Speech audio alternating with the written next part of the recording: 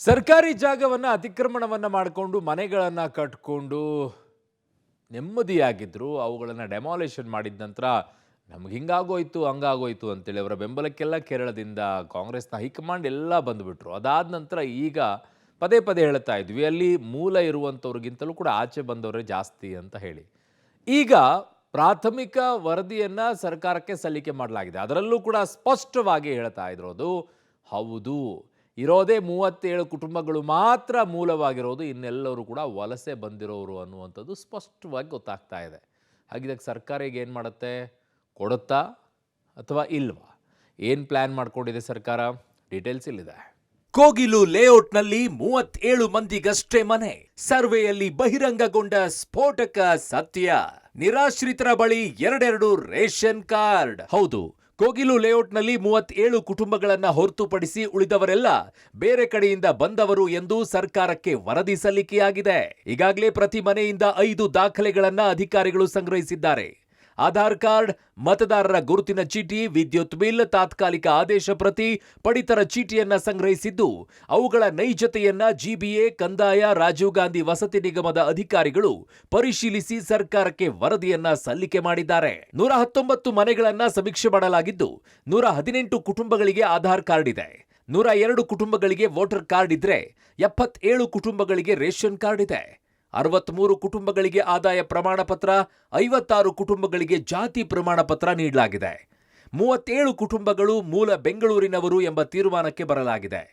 ಹೀಗಾಗಿ ಆರಂಭದಲ್ಲಿ 37 ಕುಟುಂಬಗಳಿಗೆ ಮಾತ್ರ ವಸತಿ ಸೌಲಭ್ಯ ಸಿಗುವ ಸಾಧ್ಯತೆ ಇದೆ. ಇಲ್ಲಿಯೂ ಕೂಡ ಆದಾಯ ಮತ್ತು ಜಾತಿ ಪ್ರಮಾಣ ಪತ್ರ ಇರುವ ಕುಟುಂಬಗಳನ್ನ ಪರಿಶೀಲಿಸಿ ಮನೆ ಕೊಡಬೇಕೇ ಅಥವಾ ಬೇಡವೇ ಎಂಬ ನಿರ್ಧಾರ ಆಗಲಿದೆ. ಹಾಗಾದ್ರೆ ಅಧಿಕಾರಿಗಳು ಸರ್ಕಾರಕ್ಕೆ ಸಲ್ಲಿಸಿದ ವರದಿಯಲ್ಲಿ ಏನಿದೆ ಅಂತ ನೋಡೋದಾದ್ರೆ 37 ಮಂದಿಯಷ್ಟೇ ಮನೆಗೆ ಅರ್ಹರು. ಡೆಮಾಲಿಷ್ ಆದ ಮನೆಗಳ ಸಂಖ್ಯೆ 82, ಸರ್ವೆಗೆ ಒಳಪಟ್ಟ ಮನೆಗಳ ಸಂಖ್ಯೆ 119, ಆಧಾರ್ ಇರುವ ಕುಟುಂಬಗಳು 118, ಎಪಿಕ್ ಕಾರ್ಡ್ ಇರುವ ಕುಟುಂಬಗಳು 102, ರೇಷನ್ ಕಾರ್ಡ್ ಇರುವ ಕುಟುಂಬಗಳು 77, ಆದಾಯ ಮತ್ತು ಜಾತಿ ಪ್ರಮಾಣ ಪತ್ರ ಇರುವ ಕುಟುಂಬಗಳು 63 ಪ್ಲಸ್ 56, ಮೂಲ ಬೆಂಗಳೂರಿಗರು 37 ಕುಟುಂಬಗಳು. ಕೋಗಿಲು ನಿರಾಶ್ರಿತರ ದಾಖಲಾತಿ ಪರಿಶೀಲನೆ ಕಾರ್ಯ ಮುಕ್ತಾಯ ಆಗಿರುವಂಥದ್ದು. ಪ್ರಾಥಮಿಕ ವರದಿಯನ್ನು ಸರ್ಕಾರಕ್ಕೆ ಈಗ ಅಧಿಕಾರಿಗಳು ಸಲ್ಲಿಕೆ ಮಾಡಿದ್ದಾರೆ. ಅದರಲ್ಲಿ ಪ್ರಮುಖವಾಗಿ ಶಾಕಿಂಗ್ ವಿಚಾರ ಅಂತಂದರೆ, ಒಟ್ಟು 119 ಮನೆಗಳ ಪೈಕಿ 37 ಮಂದಿ ಅಷ್ಟೇ ಮನೆಗಳನ್ನು ಪುನರ್ವಸತಿ ಪಡೆಯೋದಕ್ಕೆ ಅರ್ಹರು ಎನ್ನುವಂಥ ಮಾಹಿತಿ ಈಗ ಹೊರಬಿದ್ದಿರುವಂಥದ್ದು. ಉಳಿದಂತೆ ಉಳಿದವರು ಬೇರೆ ಕಡೆಯಿಂದ ಬಂದವರು, ಬೇರೆ ರಾಜ್ಯದಿಂದ ಬಂದವರು ಮತ್ತು ಬೇರೆ ಜಿಲ್ಲೆ, ಬೇರೆ ದೇಶದಿಂದ ಬಂದಿದ್ದಾರೆ ಎನ್ನುವಂಥ ಮಾಹಿತಿ ಲಭ್ಯ ಆಗ್ತಾ ಇದೆ. ಯಾವ ದೇಶದಿಂದ ಬಂದಿದ್ದಾರೆ, ಯಾವ ರಾಜ್ಯದಿಂದ ಬಂದಿದ್ದಾರೆ ಅನ್ನೋ ಮಾಹಿತಿ ಇನ್ನೇನು ಹೊರಬರಬೇಕಾಗಿದೆ. ಈಗ 37 ಜನರಿಗೆ ಗುರುವಾರ ಮನೆ ಕೊಡಲಿಕ್ಕೆ ಈಗ ಮುಂದಾಗಿರುವಂಥದ್ದು. ಗುರುವಾರದ ದಿನ ಅರ್ಹರಿಗೆ ಮನೆಗಳನ್ನು ವಿತರಣೆ ಮಾಡ್ತೀವಿ ಅಂತೇಳಿ ಹೇಳಲಾಗ್ತಾ ಇದೆ. ಈ ನಿಟ್ಟಿನಲ್ಲಿ ಮೊದಲ ಹಂತದಲ್ಲಿ 37 ಮನೆಗಳಾದರೆ ತದನಂತರ ಎಷ್ಟು ಮನೆಗಳನ್ನು ಪರಿಗಣನೆ ಮಾಡ್ತಾರೆ, ಎಷ್ಟು ಜನರಿಗೆ ಮನೆಯನ್ನು ಕೊಡ್ತಾರೆ ಅನ್ನೋದನ್ನ ಕಾದು ನೋಡಬೇಕಾಗಿದೆ. ಕೋಗಿಲು ಅಕ್ರಮ ನಿವಾಸಿಗಳಿಗೆ ಫಟಾಫಟ್ ಮನೆ. ಗುರುವಾರ ಅಕ್ರಮ ನಿವಾಸಿಗಳಿಗೆ ಗೃಹ ಭಾಗ್ಯ. ನಾಳೆ ವಸತಿ ಇಲಾಖೆಗೆ ಶಿಫಾರಸು ಪತ್ರ. ಕೋಗಿಲು ಲೇಔಟ್ ಅಕ್ರಮ ನಿವಾಸಿಗಳಿಗೆ ಫಟಾಫಟ್ ಮನೆ ನೀಡಲು ಸರ್ಕಾರ ಸಿದ್ಧವಾಗಿದೆ. ಹಂತ ಹಂತವಾಗಿ ಮನೆ ನೀಡಲು ಸರ್ಕಾರ ಪ್ಲಾನ್ ಮಾಡಿಕೊಂಡಿದೆ. ಮೊದಲ ಹಂತದಲ್ಲಿ 37 ಕುಟುಂಬಗಳ ದಾಖಲೆ ಪರಿಶೀಲನೆ ಮಾಡಿರುವ ಸರ್ಕಾರ ಪರಿಶೀಲನೆ ಬಳಿಕ ಗುರುವಾರ ಮೊದಲ ಹಂತದಲ್ಲಿ ಮನೆ ನೀಡಲಿದೆ. ಎರಡನೇ ಹಂತದಲ್ಲಿ ಇನ್ನಷ್ಟು ಮನೆಗಳ ನೀಡುವ ಬಗ್ಗೆ ಪ್ಲಾನ್ ಅನ್ನ ಮಾಡಿಕೊಳ್ಳಲಾಗಿದೆ. ಕೃಷ್ಣ ಬೈರೇಗೌಡ ಶಿಫಾರಸು ಪತ್ರ ಸಿಕ್ಕ ಬಳಿಕ ಹಂಚಿಕೆಯ ಕಾರ್ಯ ನಡೆಯಲಿದೆ. ನಾಳೆ ವಸತಿ ಇಲಾಖೆಗೆ ಶಿಫಾರಸು ಪತ್ರ ನೀಡಲಿರುವ ಕೃಷ್ಣ ಬೈರೇಗೌಡ ಅರ್ಹತೆ ಇರುವ ಕುಟುಂಬಗಳಿಗೆ ಆನ್ಲೈನ್ ಅರ್ಜಿಗೆ ಸೂಚನೆ ನೀಡಿದ್ದಾರೆ. ಸದ್ಯ ಮುಂಗಡ ದುಡ್ಡನ್ನ ಸರ್ಕಾರವೇ ಪಾವತಿ ಮಾಡುವ ಸಾಧ್ಯತೆ ಇದೆ. ಕೋಗಿಲು ಲೇಔಟ್ನ ಅಕ್ರಮ ನಿವಾಸಿಗಳಿಗೆ ಫಟಾಫಟ್ ಅಂತ ಸರ್ಕಾರ ವಸತಿ ಭಾಗ್ಯ ಕಲ್ಪಿಸುವಂತಹ ಪ್ಲಾನ್ ಅನ್ನು ರೂಪಿಸಿದೆ. ಹಂತ ಹಂತವಾಗಿ ಮನೆಗಳನ್ನು ಕೊಡೋದಕ್ಕೆ ಒಂದಿಷ್ಟು ಪ್ಲಾನ್ಗಳನ್ನು ರೂಟ್ ಮಾಡಿಕೊಂಡಿರುವುದು. ಆರಂಭಿಕ ಹಂತದಲ್ಲಿ ಒಟ್ಟು 37 ಮನೆಗಳನ್ನು ಕಲ್ಪಿಸೋದಕ್ಕೆ ಸಿದ್ಧವಾಗಿದೆ. ಅದನ್ನು ದಾಖಲೆಗಳನ್ನು ವೆರಿಫಿಕೇಶನ್ ಮಾಡಿ ನಾಳೆ ಬಹುಶಃ ಕೃಷ್ಣ ಬೈರೇಗೌಡ, ಅಲ್ಲಿನ ಸ್ಥಳೀಯ ಶಾಸಕರು, ಅವರ ಶಿಫಾರಸು ಪತ್ರ ವಸತಿ ಇಲಾಖೆಗೆ ಬರುತ್ತೆ.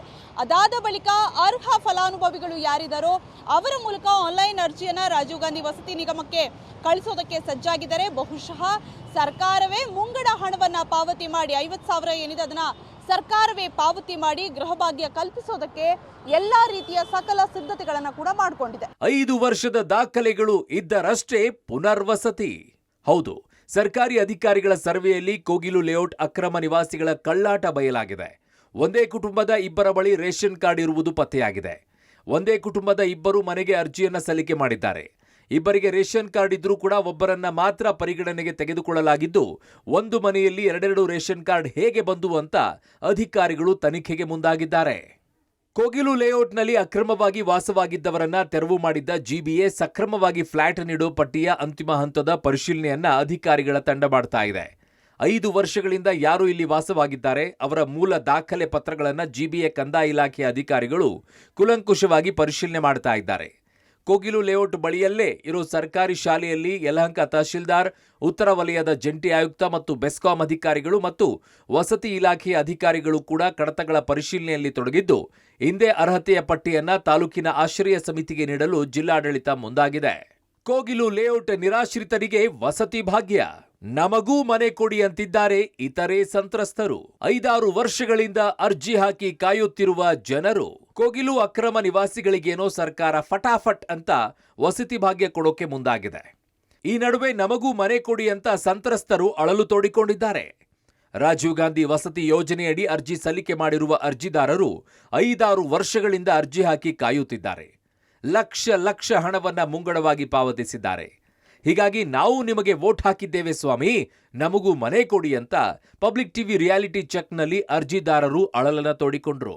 ನಾವು ಮನೆಗೆ ಅರ್ಜಿ ಹಾಕಿ 5-6 ವರ್ಷ 7 ವರ್ಷ ಆಯಿತು. ಅದರಿಂದ ಏನು ಪ್ರಯೋಜನ ಇಲ್ಲ ನಮಗೆ. 1 ಲಕ್ಷ ಕಟ್ಟಬೇಕು ಅಂತಂದರೆ 1 ಲಕ್ಷನೂ ಕಟ್ಟಿದ್ವಿ. ಸಾಲ ಮಾಡಿ ತಾಳಿ ಅಡ ಇಟ್ಟು 3 ಜನ ಮಕ್ಕಳು ಓದಿಸ್ಕೊಂಡು ಸಿಂಗಲ್ ಪೇರೆಂಟ್ಸ್ ನಾವು ಸಾಲ ಕಟ್ಟಿದ್ವಿ. ಆದರೆ ಏನು ಹೇಳ್ತಾ ಇಲ್ಲ. ಅವ್ರು ಹೋದರೆ ರೆಡಿ ಆದರೆ ನಾವು ಹೇಳ್ತೀವಿ, ಫೋನ್ ಮಾಡ್ತೀವಿ, ಕರಿತೀವಿ ಅಂತ ಹೇಳ್ತಾರೆ. ರಾಜೀವ್ ಗಾಂಧಿ ವಸತಿ ಯೋಜನೆಯಲ್ಲಿ 1 ಲಕ್ಷ ಬಹುಮಾಡಿ ಅಂತ ಅರ್ಜಿ ಕರೆದಿದ್ರು 2017ರಲ್ಲಿ. ದುಡ್ಡು ಕಟ್ಟಿ 1 ಲಕ್ಷ 2 ಲಕ್ಷ ಅಂತ ಈ ಥರ ಎಲ್ಲ ಪ್ರಚಾರ ಮಾಡಿದರು. ಅದಕ್ಕೆ ನಾವು ಸೀದಾ ಕಾವೇರಿ ಭವನಕ್ಕೂ ಹೋದು. ಕಾವೇರಿ ಭವನದಲ್ಲೂ ರೆಸ್ಪಾನ್ಸ್ ತಗೊಂತ ಇಲ್ಲ.